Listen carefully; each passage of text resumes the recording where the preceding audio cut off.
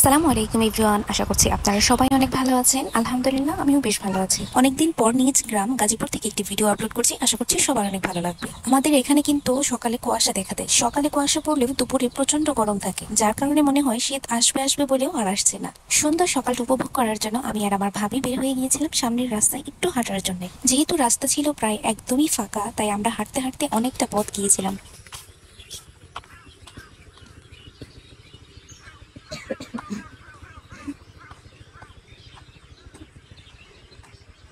খামারের লাইটগুলো কিন্তু এখনো জ্বলছে, কারণ আমরা একদম ভোরবেলায় গিয়েছিলাম। ও আরেকটা কথা তো আপনাদের বলাই হয়নি, আজ কিন্তু আমি সেলাই মেশিন কিনতে যাচ্ছি। অনেক দিনের ইচ্ছে ছিল একটি সেলাই মেশিন কেনা, ফাইনালি আজকে আমার সেই শখটা পূরণ হবে। আমার মনে হয় প্রতিটা মেয়েরই হাতের কাজ একটু না একটু জানা প্রয়োজন, সেটা টাকা উপার্জনের জন্য না হলেও নিজের প্রয়োজনের জন্য জানা প্রয়োজন। তো আমি আর আমার কাজিন দুজনে মিলে আমাদের এখানে কালিয়াকুর বাজার আছে, সেখানে আমরা যাচ্ছি। আসলে সত্যি কথা বলতে আমার সেলাই মেশিনের প্রতি কোনো ধারণা নেই, কারণ আগে আমি ইউজ করিনি। তো কয়েকজনের কাছে শুনেছি বাটারফ্লাই নাকি ভালো হবে, তো তাই আমি বাটারফ্লাইটাই কিনে নিয়ে আসছি।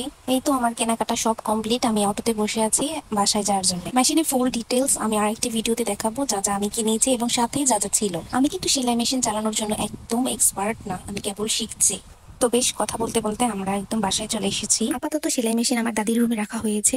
রাতের বেলা জাস্ট একটু আমি মেশিনটা সেট করে দেখছিলাম যে সেলাই কেমন হয় বা কেমন পারি আমি। আমার কাকির একটু একটু কাপড় দিয়ে আমি একটা মশারির কাভার বানিয়েছি, যেটা মোটামুটি হয়েছে আর কি। ফার্স্ট ফার্স্ট তো বানাচ্ছি, জানি না কেমন হবে, তবুও ট্রাই করছি। এই হলো মশারির কভারের ফাইনাল লুক। আমার কাছে তো ভালোই লেগেছে, যেহেতু আমি পারি না, চেষ্টা করছি। ইনশাল্লাহ সামনে আরো ভালো কাজ করতে পারবো যদি আমি ট্রাই করি অবশ্যই। তো সন্ধ্যার দিকে একটু তালের পিঠা খেলাম, ছোট ছোট করে বড়ার মতো বানিয়ে। এই ছিল ছোট্ট একটি মিনি ভ্লগ। আজ এই পর্যন্তই, আবার একটি নতুন ভিডিও নিয়ে হাজির হব। আল্লাহ হাফিজ, আসসালামু আলাইকুম।